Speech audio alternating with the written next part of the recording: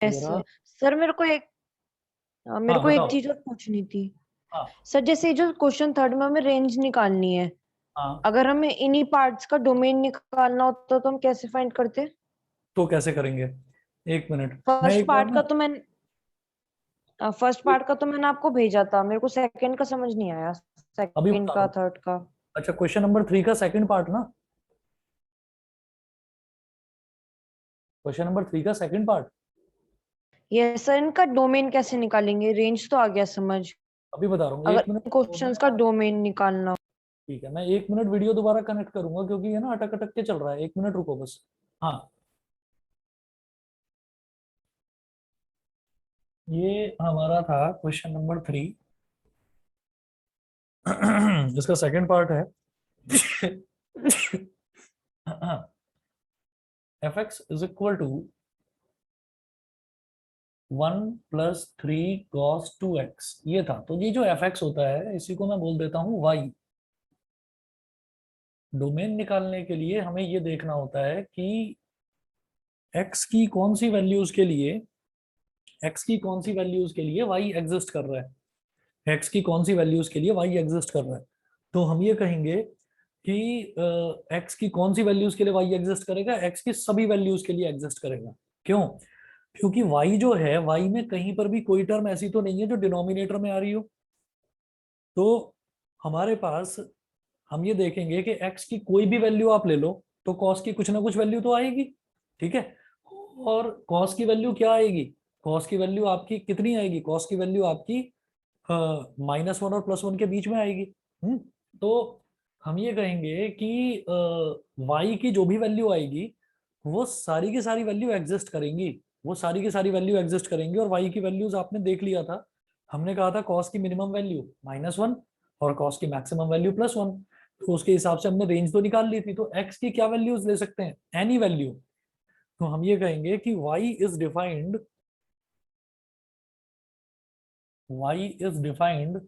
For each and every value of x, each and every value of x, therefore मतलब हमें ये देखना होता है कि y की वैल्यू प्रॉपर आए, y की वैल्यू प्रॉपरली डिफाइंड हो। तो उसके लिए x की क्या क्या वैल्यूज हो सकती हैं? तो हम ये कहेंगे x की हर वैल्यू के लिए y प्रॉपरली डिफाइंड ही होगा, y नॉट डिफाइंड नहीं आने वाला। तो मैं ये कहूंगा कि डोमेन क्या होगा? ऑल रियल नंबर, सब कुछ रियल नंबर, कैसा भी ले लीजिए आप। समझ गए? Yes sir. ठीक है।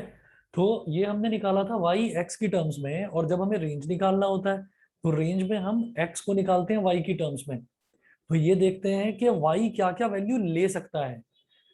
तो रेंज तो इसका हमने कर लिया था। इसके अलावा और आपका इसमें थर्ड पार्ट तक कर लिया था ना शायद। Yes sir. तो फोर्थ देखें या हो जाएगा बताओ? सर, करा दीजिए एक बार। देख लीजिए, छोटा सा ही है। हाँ।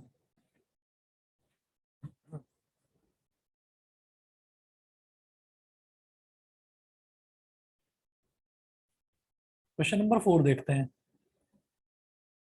क्वेश्चन नंबर 4 में क्या है?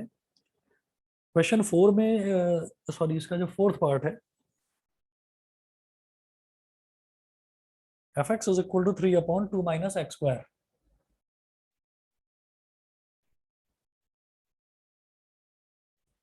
3/2 - x²। तो अब आप ये देखिएगा कि मैं इसको कहूंगा, f(x) को मैं बोलूंगा y। 3/2 - x²। तो डोमेन इसका कैसे निकाला जाएगा कि x की किस किस वैल्यू के लिए y प्रॉपर्ली डिफाइंड होगा? तो हम ये कहेंगे कि ये जो डिनोमिनेटर है ना 2 - x², बस ये जीरो नहीं होना चाहिए। 2 - x² should not be equal to zero, है ना। उसके अलावा अब हम करेंगे कि x की वैल्यू निकालेंगे y की टर्म्स में रेंज निकालने के लिए। तो क्या करो? Cross multiplication, y into 2 - x² = 3। तो ये हो गया 2y माइनस x²y = 3। ये हो गया।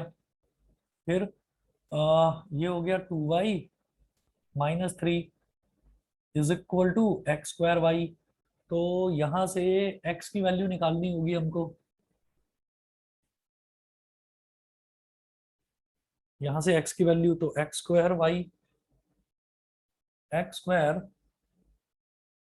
Is equal to 2y minus 3 upon y। तो x की वैल्यू क्या आ जाएगी, under root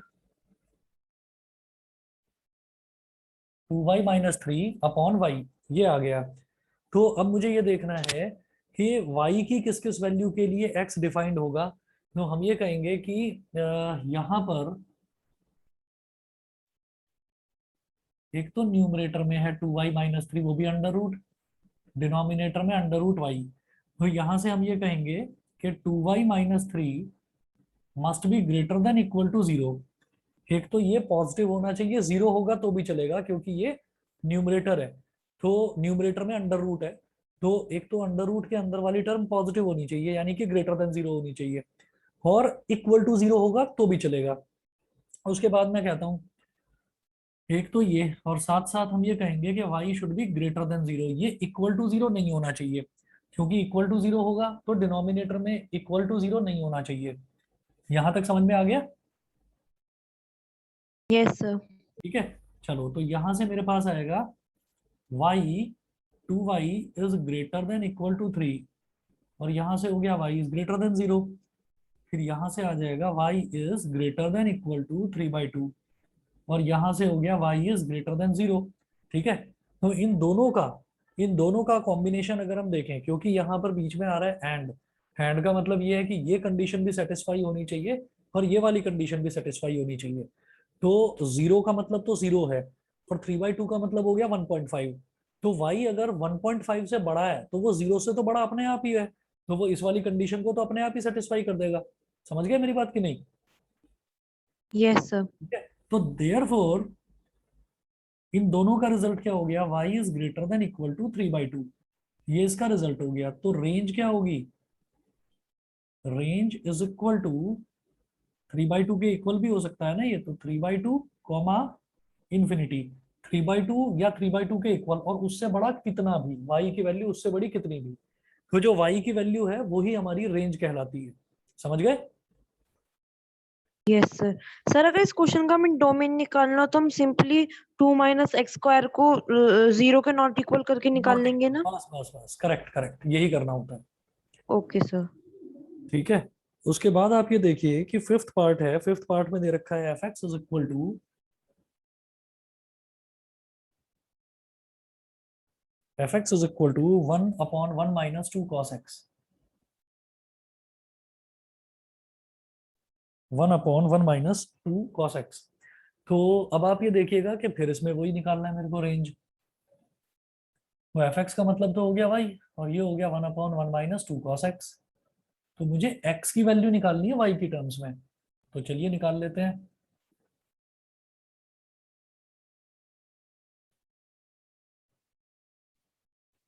y into 1 minus 2 cos x,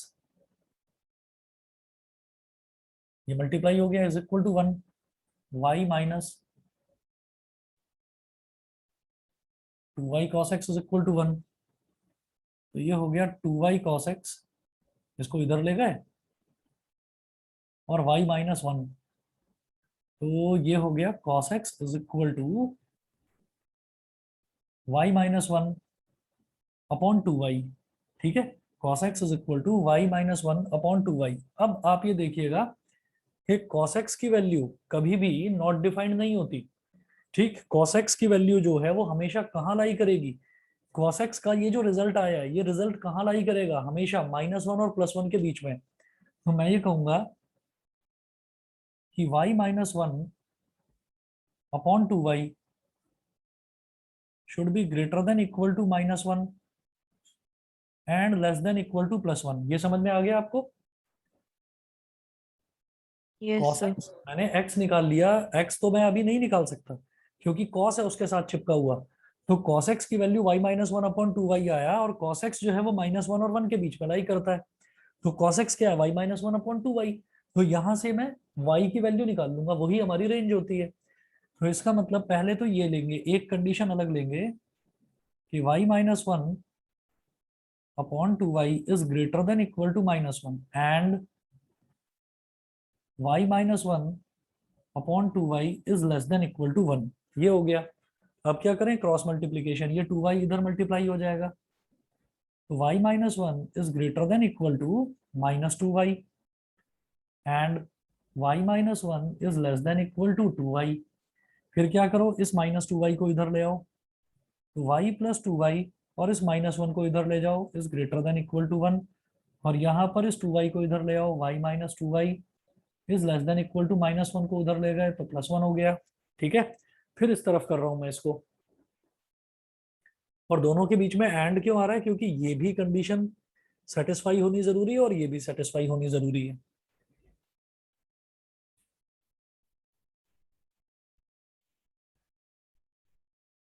अब देखिएगा, y प्लस 2y का मतलब क्या हो गया, 3y, तो ये हो गया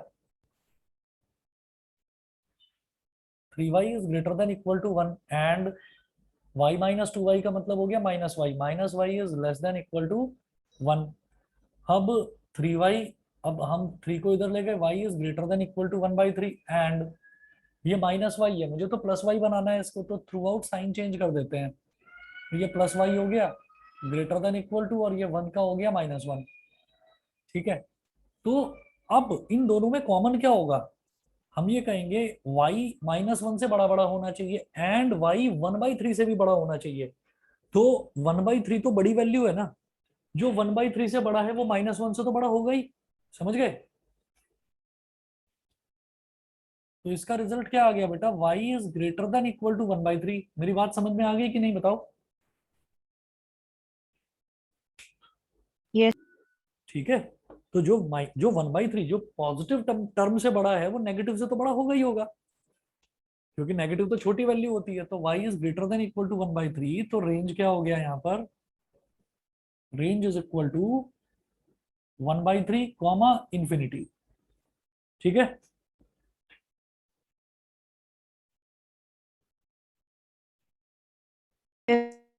क्वेश्चन नंबर 4 देखिए, if f x is equal to x cube -1/x3,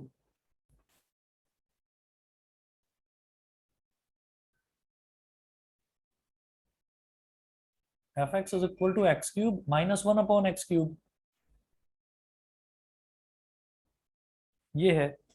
तो वो पूछ रहे हैं कि then F x plus f1/x, तो देखिएगा, therefore f x plus f1/x, ये क्या हो जाएगा, देखिए क्या होगा ये, देखो 1/x का मतलब क्या होता है बेटा, 1/x का मतलब होता है x की पावर -1, है ना, x की पावर -1। तो चलो पहले एफ एक्स लिखो, एफ एक्स क्या है, x³ -1/x³, ये तो एफ एक्स हो गया। जब एफ एक्स इनवर्स यानी कि x की पावर -1 निकालूंगा, तो जहां जहां पर इस एक्सप्रेशन में x है वहां वहां पर x की पावर -1 हो जाएगा, तो ये क्या हो गया, x की पावर -1 का होल क्यूब -1/x की पावर -1 का होल क्यूब, ये हो गया। तो ये हो गया x³ -1/x³ प्लस -1 इंटू 3 क्या हो गया, x की पावर -3, -1 इंटू 3 क्या हो गया, 1/x की पावर -3। ठीक है बेटा, अब आगे कर रहा हूं उस तरफ, यहां तक क्लियर है कि नहीं शुभंगी, बताओ। Yes sir. चलिए, इसके बाद हम कहेंगे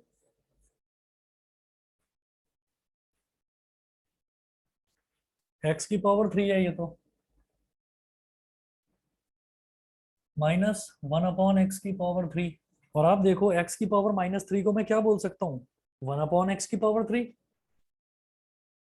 तो प्लस 1/x की पावर 3, और 1 ये x की पावर -3 है, ये ऊपर आकर बन जाएगा x की पावर +3 माइनस एक्स की पावर +3, एक्स की पावर 3 माइनस एक्स की पावर 3 कट गया, 1/x³ -1/x³ कट गया। इसका आंसर है बेटा 0, क्वेश्चन नंबर 4 का आंसर है 0। समझ गए,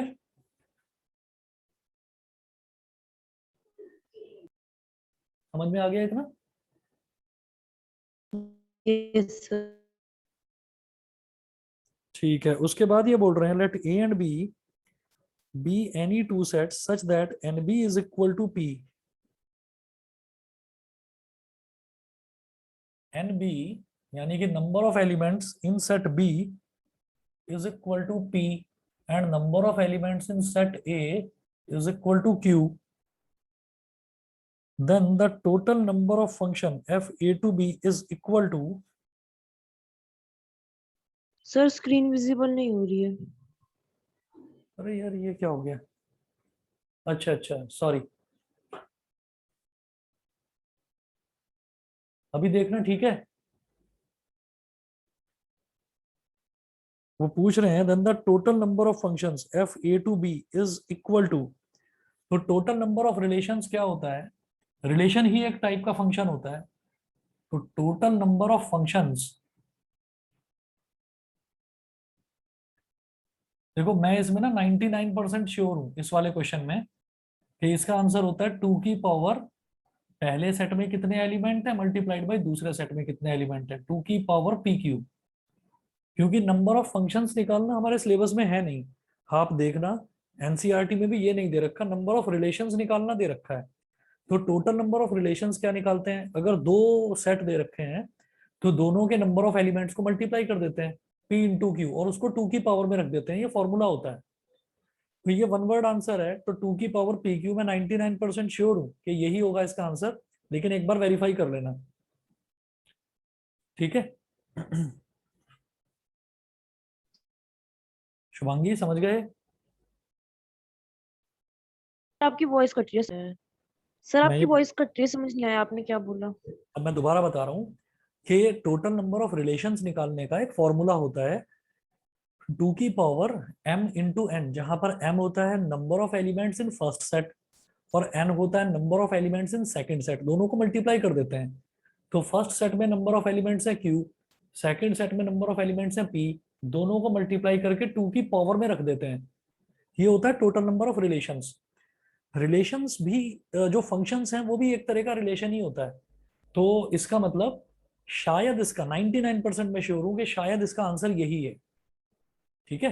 एक बार वेरीफाई कर लेना ओके अपने सर। किसी फ्रेंड वगैरह से या टीचर से पूछ लेना एक बार कि सर ये चीज समझ में नहीं आई। 1 मिनट वेट करिए बेटा। Okay sir. अच्छा, अब मैं अगला देखता हूं जरा। अगला है क्वेश्चन नंबर 6। ए दे रखा है 1 2 3 4 5, find the ordered pairs which satisfy the given condition given below. ठीक है, क्वेश्चन नंबर 6 में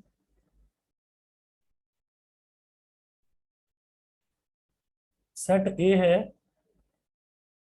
1 2 3 4 5 और वो बोल रहे हैं कि एक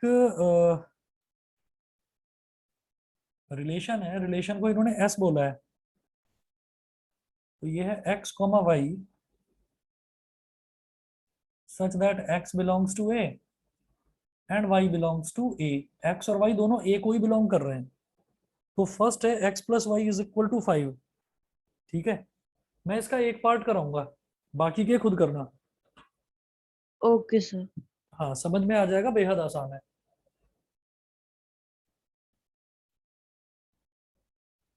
ऑर्डर्ड पेयर बताने हैं, तो इधर भी ए है, इधर भी ए है और इधर भी ए है।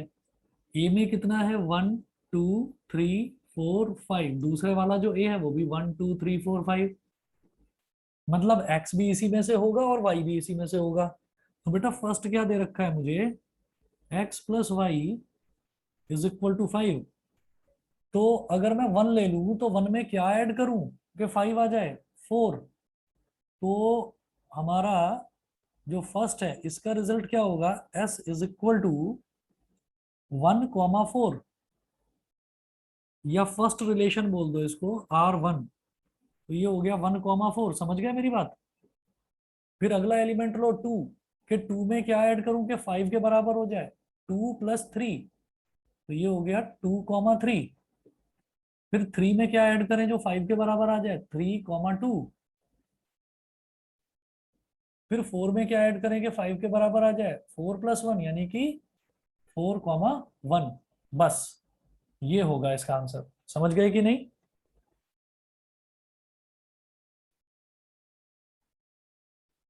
समझ गए? Yes sir, yes sir. हाँ जी, हाँ जी। अगला देखिए, x+y=5। x+y<5 होना चाहिए, तो 1,1 मैं R2 लिख रहा हूं और छोड़ रहा हूं फिर आपके लिए। 1,1 क्या हो जाएगा 2, और 2 5 से छोटा होता है। फिर 1,2 मतलब पहले 1 का देखो सबके साथ रिलेशन। 1,2 मतलब 1+2 वो क्या होता है 3, वो भी 5 से छोटा है, तो 1,2 हो जाएगा। ऐसे ही 1,3 हो जाएगा। और 1,4 नहीं लेंगे क्योंकि वो 5 के इक्वल। फिर 2 का देखेंगे तो 2,1 लो हो ही गया, ये तो कंप्लीट। 2,2 और 2,3 नहीं लेंगे, फिर 3 तो 3,1, बस खत्म, और कुछ नहीं हो सकता। समझ गए?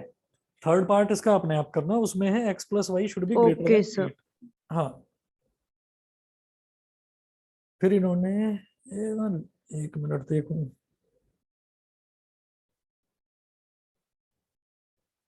इन्होंने बोला g = 1 1 2 3 3 5 4 7। पहले तो ये पूछ रहे हैं क्या ये फंक्शन है या नहीं।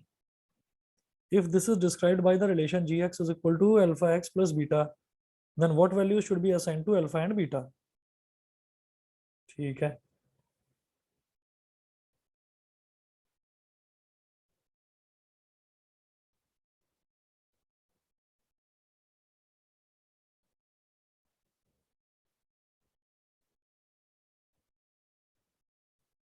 यार ये कैसा है question?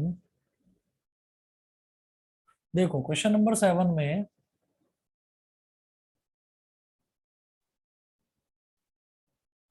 g is a function 1 1 2 3 3 5 और 4 7। फर्स्ट प्लेस पर कोई एलिमेंट रिपीट नहीं होना चाहिए, मतलब जैसे यहाँ पर 1 है तो 1 दोबारा नहीं आना चाहिए, किसी भी ऑर्डर्ड पेयर में फर्स्ट प्लेस पर 1 दोबारा नहीं आना चाहिए। तो 1 दोबारा नहीं आ रहा है, ऐसे 2 भी दोबारा नहीं आ रहा है, ऐसे 3 भी फर्स्ट प्लेस पर दोबारा कहीं नहीं आ रहा है, 4 भी नहीं आ रहा है। तो हम यहाँ पर लिख देंगे सिंस एवरी एलिमेंट, या एवरी फर्स्ट एलिमेंट बोल दो,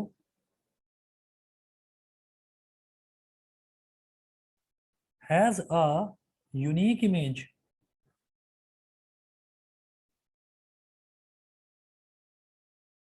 so it is a function. ये इमेज और प्री इमेज वाला कंसेप्ट पता है ना, या बताऊं दोबारा?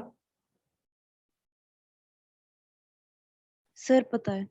पता है। चलिए, उसके बाद ये बोलते हैं कि if this is described by the relation gx = α x + β, then what values should be assigned to alpha and beta? Alpha और बीटा की वैल्यू बतानी है मेरे को। तो ये देखो कैसे बताएंगे हम। कोई भी रिलेशन ले लो। अच्छा शुभांगी, देना कब है ये आपको असाइनमेंट शीट? मतलब लेट हो चुके हो। Yes sir. सर अब हाँ। खत्म करवा देंगे आप तो मैं अभी भेज दूंगी सर को फोटो मैं खींच के। कोशिश कर रहा हूँ एक्चुअल में ना, मुझे भी थोड़ा सा काम है, पर चलो मैं कोशिश करता हूँ इसको फिनिश कराने की। देखिए, gx = α x + β। तो gx क्या है? gx ये फंक्शन ही तो है। तो मैं ये कहूंगा कि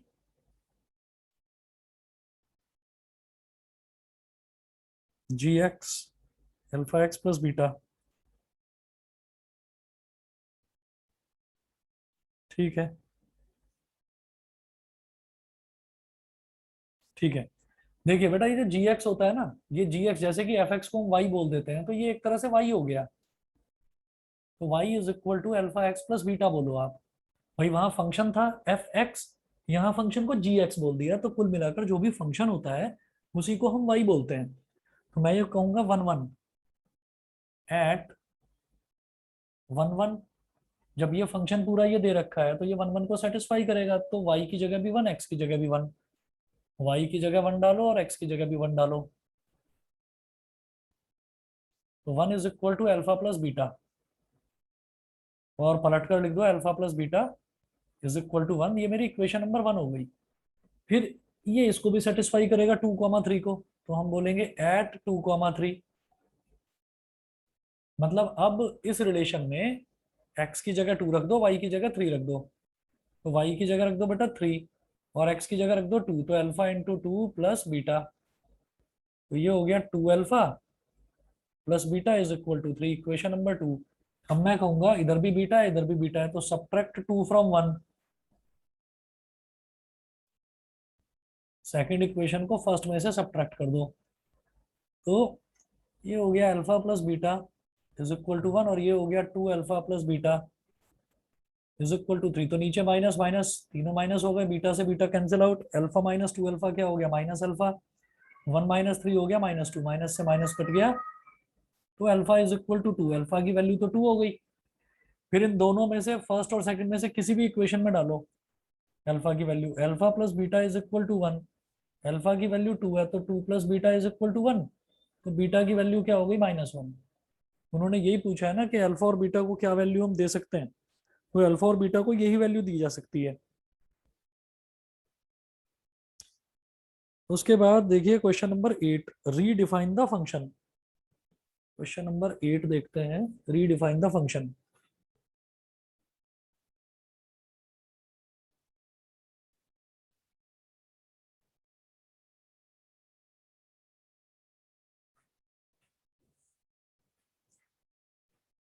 क्वेश्चन नंबर 8 में जो फंक्शन दे रखा है F x is equal to mod x minus 2 plus 2 plus x.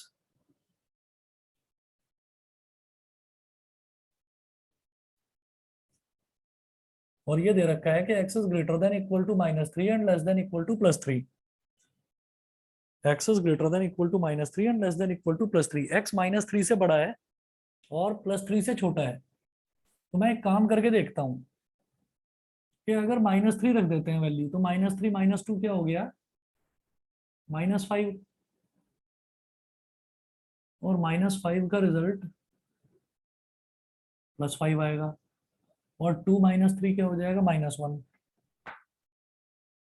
तो रीडिफाइन इसको कैसे करें, 2 और -2 है और x -3 और 3 के बीच में होना चाहिए।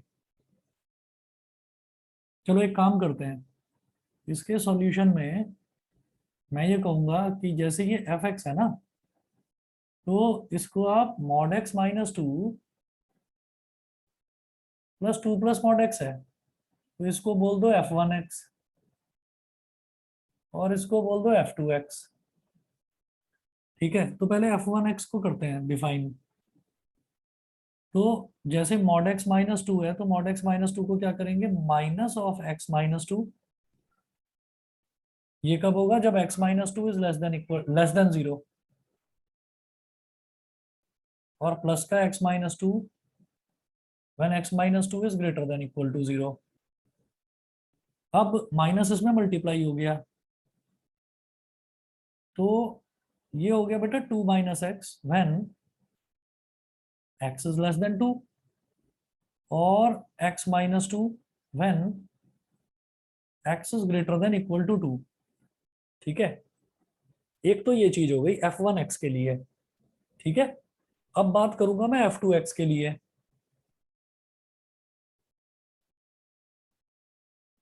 यहां तक ये समझ में आ गया ना, ये वाला। Yes sir. अब f2x की बात करते हैं, तो f2x है मॉड का 2 प्लस एक्स, तो ये हो जाएगा minus of 2 plus x when 2 plus x is less than 0।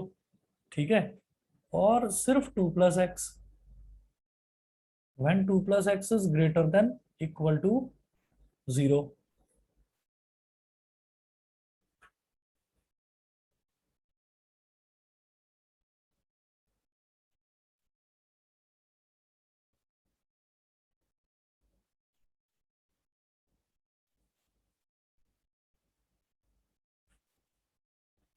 ठीक है, फिर देखिएगा इसको क्या कहेंगे, -x - 2 when x is less than -2, है ना। और 2 + x को x + 2 बोल दो when x is greater than equal to -2। ये हो गया।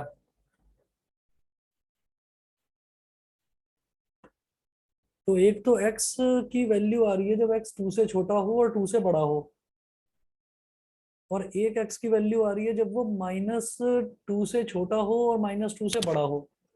तो ऐसे आ रही है वैल्यू। और यहाँ जो रेंज दे रखी है वो -3 से 3 के बीच की दे रखी है। ठीक है,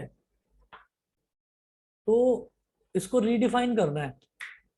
तो अब हमारे पास ना क्रिटिकल पॉइंट बेटा दो आ रहे हैं, हमारे पास क्रिटिकल पॉइंट दो आ रहे हैं। एक तो आ रहा है 2 कि 2 से छोटे पर फंक्शन कुछ और, 2 से बड़े पर फंक्शन कुछ और।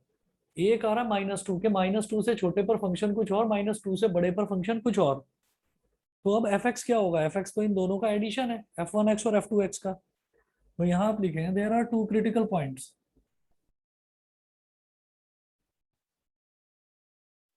There are two critical points. कौन कौन सा, -2 एंड +2, दो क्रिटिकल पॉइंट्स हैं। तो f(x) को मैं कैसे डिफाइन करूंगा, f(x) इज इक्वल टू, अगर मैं पहले देखता हूं दोनों में छोटा क्या है, -2। तो -2 से छोटा जब होगा, तो जब -2 से छोटा होगा तो f2x की वैल्यू तो हो जाएगी -x - 2। देखिए जो वैल्यू -2 से छोटी है, अब उसमें मैं f1x को देखूंगा, जो वैल्यू -2 से छोटी है वो 2 से भी छोटी होगी, 2 से बड़ी तो नहीं हो सकती ना वो वैल्यू। मेरी बात समझ रहे हैं। जो जब यस। जब x की वैल्यू, अब हमारे पास दो क्रिटिकल पॉइंट्स हैं, तो मैं क्या करूंगा, मैं एक काम करूंगा, मैं माइनस सबसे पहले देखूंगा सबसे छोटे क्रिटिकल पॉइंट को, वो है -2। तो -2 से छोटा होना चाहिए x। फिर मैं कहूंगा कि -2 से बड़ा हो, -2 से बड़ा हो लेकिन +2 से छोटा हो। -2 मतलब देखो, मैं ऐसे कर रहा हूँ, इसको नंबर लाइन पर ज्यादा अच्छे से बताऊंगा तो समझ में आएगा।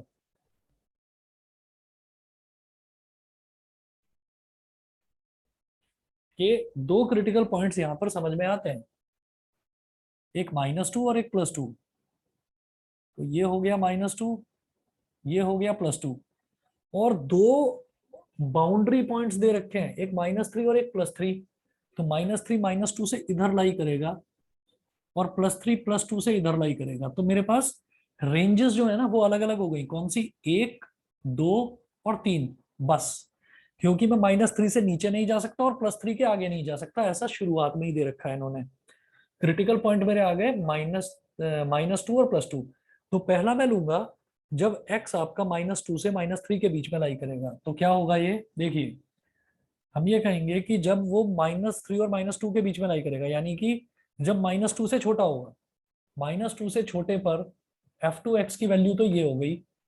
तो f1x की वैल्यू कौन सी वाली सेटिस्फाई करेगी, ये वाली। क्योंकि जो चीज -2 से छोटी है वो +2 से भी छोटी होगी। -2 से छोटा क्या है, -3, वो +2 से भी छोटा है, +2 से बड़ा तो नहीं हो सकता ना, समझ गए। Yes sir. तो आप f1x की जगह लिखेंगे 2 - x, और f2x की जगह लिखेंगे -x - 2। ब्रैकेट में डालो इसको और कॉमा करके लिखेंगे कि x greater than equal to -3, -3 से बड़ा और -2 से छोटा। -2 से छोटा है, इक्वालिटी साइन नहीं है, लेस देन -2। ये हो गया, ऐसे बड़ा सा कर्ली ब्रैकेट लगाएंगे। फिर दूसरा जो मेरा रेंज है वो है -2 से +2 के बीच में। तो यहां लिखूंगा कि x is greater than equal to -2 and less than 2 है, इक्वालिटी साइन नहीं है, लेस देन 2। तो आप देखें जब x 2 से छोटा होगा तो f1x की वैल्यू 2 - x, तो लिखो 2 - x। और जब x -2 से बड़ा होगा तो f2x की वैल्यू x + 2, तो लिखो प्लस का x + 2, ब्रैकेट क्लोज। मुझे लगता है समझ में आ गया होगा। Yes sir. तीसरा आएगा 2 से 3 के बीच में कि x is greater than equal to +2 and less than 3। ये हो गया। जब x 2 से बड़ा होगा तो f1 x की वैल्यू x माइनस 2 और f2 x की वैल्यू, जब x 2 से बड़ा है तो ऑब्वियस सी बात है जो 2 से बड़ा है वो माइनस 2 से तो बड़ा ही बड़ा होगा। जो 2 से बड़ा है, 2 से बड़ा क्या है 1 2.5, तो वो माइनस 2 से भी तो बड़ा ही है। तो वो x f2 x की वैल्यू आ गई x प्लस 2। अब इनको सिंप्लीफाई कर लो, माइनस 2 प्लस 2 कट गया, minus x plus x cut गया, माइनस 2 प्लस 2 कट गया, तो एफ एक्स कितना हो गया, minus x minus 2x minus 2x। और यहां आप कहेंगे कि x greater than equal to -3 and less than -2। 2 plus 2 कितना हो गया 4 when x is greater than equal to -2 and less than 2, और x plus x 2x when x is greater than equal to 2 and less than 3। ये F x हो गया, ये हमने redefine कर दिया इस फंक्शन को।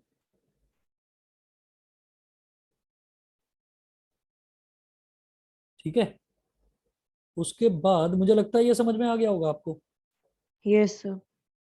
ठीक है बेटा, फिर क्वेश्चन नंबर 9 देखते हैं।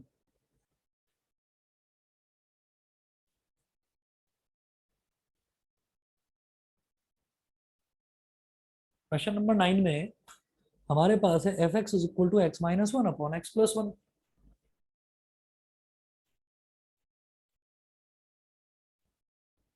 ये आप कर सकते हो, फिर भी मैं थोड़ा सा हिंट दे देता हूं, अगर तुम्हें लगता है कि कर पाओगे तो बता देना, मैं रुक जाऊंगा। जैसे फर्स्ट पार्ट है, फर्स्ट पार्ट में वो बोल रहे हैं मुझे प्रूव करना है कि f one upon x is equal to minus f x.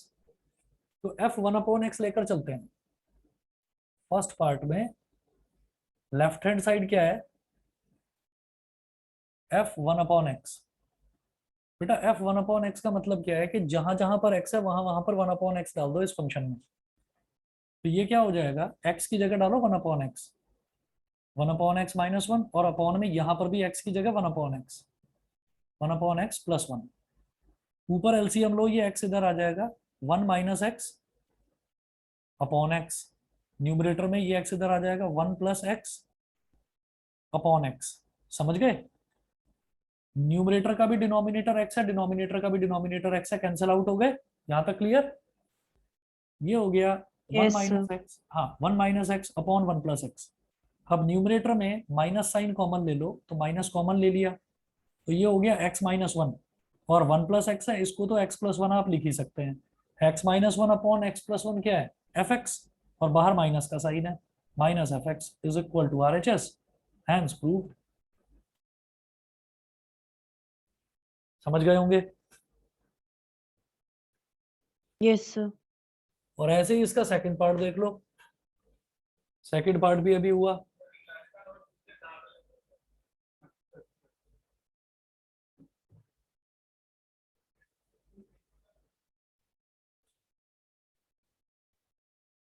Second part क्या है, f minus 1 upon x. Second part है f minus 1 upon x is equal to minus 1 upon f x, minus 1 upon f x. तो इसका left hand side अगर हम लेकर चलेंगे तो ये हो गया एफ माइनस 1 अपॉन एक्स। इसमें क्या करना है, ये जो फंक्शन ओरिजिनल दे रखा है इसमें एक्स की जगह माइनस 1 अपॉन एक्स डाल दो, तो ये हो गया माइनस 1 अपॉन एक्स माइनस 1, और अपॉन में फिर यहां पर भी एक्स में माइनस 1 अपॉन एक्स डाल दो, माइनस 1 अपॉन एक्स प्लस 1। फिर एलसीएम लो, तो ये एक्स इधर मल्टीप्लाई हो जाएगा, minus 1 minus x upon minus 1 plus x, sorry minus 1 minus x upon minus 1 plus x upon x. Numerator का डिनोमिनेटर भी एक्स, डिनोमिनेटर का डिनोमिनेटर भी एक्स। अब क्या करो, न्यूमरेटर में माइनस साइन ले लो कॉमन, तो क्या बचा 1 प्लस एक्स यानी कि एक्स प्लस 1, और डिनोमिनेटर में माइनस 1 प्लस एक्स को पलट कर एक्स माइनस 1 लिख दो, तो माइनस साइन तो बाहर आ गया। और ये x plus 1 upon x minus 1 ये क्या है, ये एफ एक्स का रेसिप्रोकल है, यानी कि इसको मैं 1 अपॉन एफ एक्स बोल सकता हूं। तो माइनस तो है ही, और 1 upon f x is equal to R H S. बताओ समझ गए कि नहीं। Yes sir. ऐसे ही आप ये देखिए, ये जो दे रखा है question number 10, f x is equal to y दे रखा है, a x minus b upon c x minus, वैसे मेरे हिसाब से ये डी होना चाहिए, पर चलो सी एक्स माइनस ए लग रहा है देखने में, तो सी एक्स माइनस ए ही लिख लेते हैं जो लिखा हुआ है। ये तुम्हारी हैंड राइटिंग है? No sir. अच्छा, आपके सर की राइटिंग है। Yes sir. ओके, शायद उनको सी एक्स माइनस डी लिखना होगा, वो सी एक्स माइनस ए लिख दिया, पर चलो मैं सी एक्स माइनस ए से ही करके देख लेता हूँ इसको। क्वेश्चन नंबर 10, इन्होंने दे रखा है F x is equal to y, हमें मालूम है एफ एक्स वाई ही होता है, नहीं भी देते तो भी हम ले लेते, कोई प्रॉब्लम नहीं, is equal to A x minus b upon c x minus ए।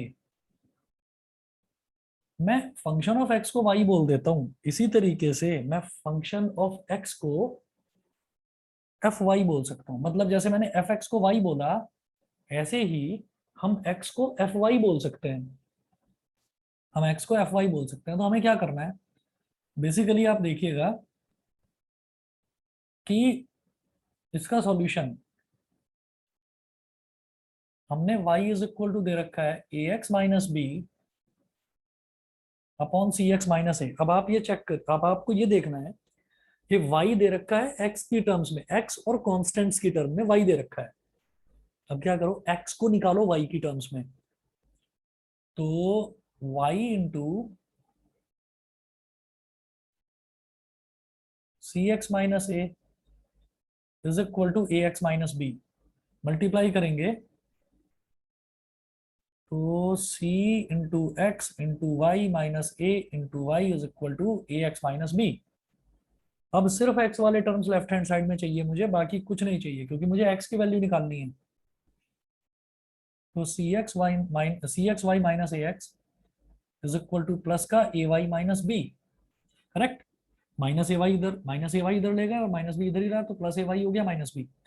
यहां से बेटा निकाल लो आप x कॉमन, x निकाल लिया, तो ये हो गया c y minus a is equal to a y minus b. C y minus a इधर है, इसको डिनोमिनेटर में ले जाओ, तो x is equal to a y minus b upon c y minus a, है ना, ये हो गया। और अब आप ये देखो कि जब ए x minus b upon c x minus ए था, तो मैंने इसको बोला था function of x, F x. अब आप ये देखो कि अगर यहाँ पर एफ, अगर यहाँ एक्स की जगह वाई डाल दिया जाए तो इधर क्या हो जाएगा, a y minus b upon c y minus a, वही तो आया है, a y minus b upon c y minus a, तो मैं इसको एफ वाई बोल सकता हूँ। It implies that x is equal to f y, hence proved.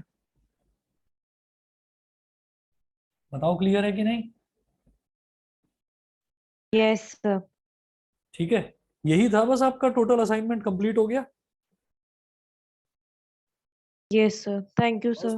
बस तो फिर करो इसको, बता देना जो भी अगला भी आपका हो, ट्रिग्नोमेट्री वगैरह का, वो भी करा देंगे। ठीक है, तो ओके मैंने सर। सर मेरे को आपको, ना पर अभी थोड़ा सा डाउट ना डोमेन और रेंज निकालने में है। चलो वो बाद में करा देंगे, पहले तो ये असाइनमेंट आप सबमिट कर दो फटाफट। Okay sir. ठीक है ना, थैंक यू सर। मैं मीटिंग एंड कर दूं, मैं थोड़ा सा जल्दी में हूँ। Yes sir. कर दूं, नोट तो नहीं करना कुछ? No sir. ठीक है।